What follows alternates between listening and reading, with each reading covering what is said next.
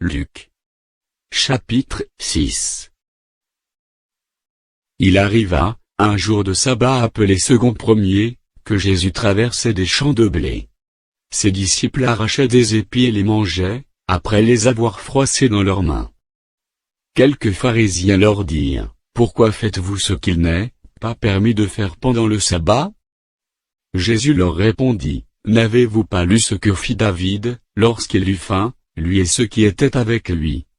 Comment il entra dans la maison de Dieu, prit les pains de proposition, en mangea, et en donna à ceux qui étaient avec lui, bien qu'il ne soit permis, qu'aux sacrificateurs de les manger?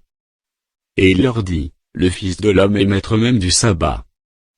Il arriva, un autre jour de sabbat, que Jésus entra dans la synagogue, et qu'il enseignait. Il s'y trouvait un homme, dont la main droite était sèche. Les scribes et les pharisiens observaient Jésus, pour voir s'il ferait une guérison le jour du sabbat, c'était afin d'avoir sujet de l'accuser. Mais il connaissait leurs pensées, et il dit à l'homme qui avait la main sèche, « Lève-toi, et tiens-toi là au milieu. » Il se leva, et se tint debout. Et Jésus leur dit, « Je vous demande s'il est permis, le jour du sabbat, de faire du bien ou de faire du mal, de sauver une personne ou de la tuer. » Alors, promenant ses regards sur eux tous, il dit à l'homme, « Étends ta main. » Il le fit, et sa main fut guérie. Il fut rempli de fureur, et ils se consultèrent pour savoir ce qu'ils feraient à Jésus. En ce temps-là, Jésus se rendit sur la montagne pour prier, et il passa toute la nuit à prier Dieu. Quand le jour parut, il appela ses disciples, et il en choisit 12, auxquels il donna le nom d'apôtres. Simon, qu'il nomma Pierre, André, son frère, Jacques, Jean, Philippe, Barthélemy, Matthieu, Thomas, Jacques, fils d'Alphée, Simon, appelé le Zélote, Jude, fils de Jacques, et Judas Iscario, qui devint traître. Il descendit avec eux, et s'arrêta sur un plateau, où se trouvait une foule de ses disciples, et une multitude de peuple de toute la Judée, de Jérusalem, et de la contrée maritime de Tyr et de Sidon.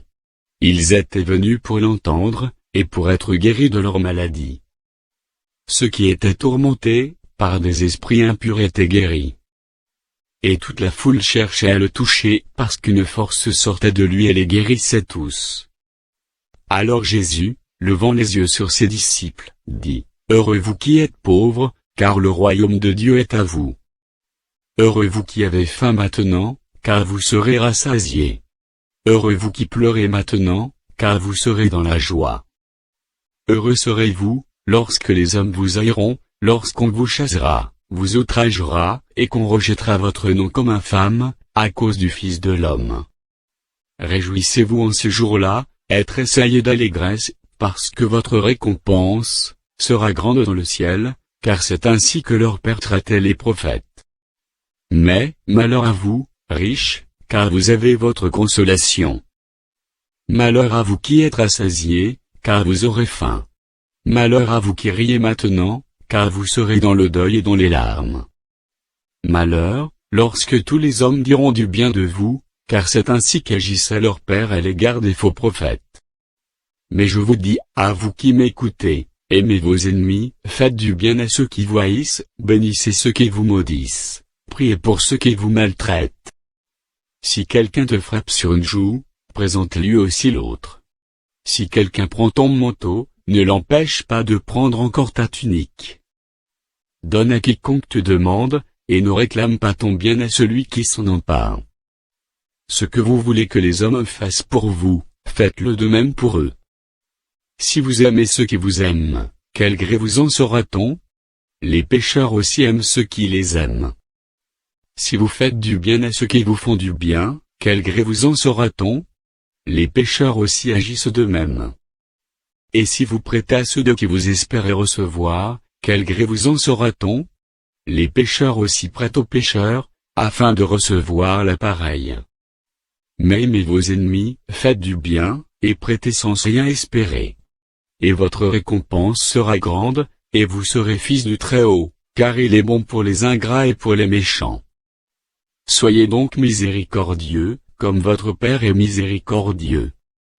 Ne jugez point, et vous ne serez point jugés, ne condamnez point, et vous ne serez point condamnés, absolvez, et vous serez absous.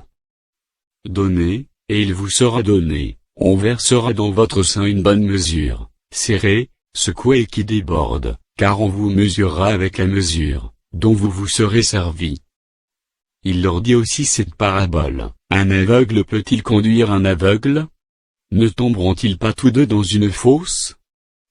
Le disciple n'est pas plus que le maître, mais tout disciple accompli sera comme son maître. Pourquoi vois-tu la paille, qui est dans l'œil de ton frère, et n'aperçois-tu pas la poutre qui est dans ton œil? Ou comment peux-tu dire à ton frère, frère, laisse-moi ôter la paille qui est dans ton œil, toi qui ne vois pas la poutre qui est dans le tien? Hypocrite, ôte premièrement la poutre de ton œil, et alors tu verras comment ôter la paille, qui est dans l'œil de ton frère. Ce n'est pas un bon arbre, qui porte du mauvais fruit, ni un mauvais arbre qui porte du bon fruit. Car chaque arbre se connaît à son fruit. On ne cueille pas des figues sur des épines, et l'on ne vendange pas des raisins sur des ronces. L'homme bon tire de bonnes choses du bon trésor de son cœur, et le méchant tire de mauvaises choses de son mauvais trésor, car c'est de l'abondance du cœur que la bouche parle. Pourquoi m'appelez-vous Seigneur, Seigneur? Et ne faites-vous pas ce que je dis? Je vous montrerai à qui est semblable tout homme qui vient à moi, entend mes paroles, et les met en pratique. Il est semblable à un homme qui, bâtissant une maison, a creusé profondément, et a posé le fondement sur le roc.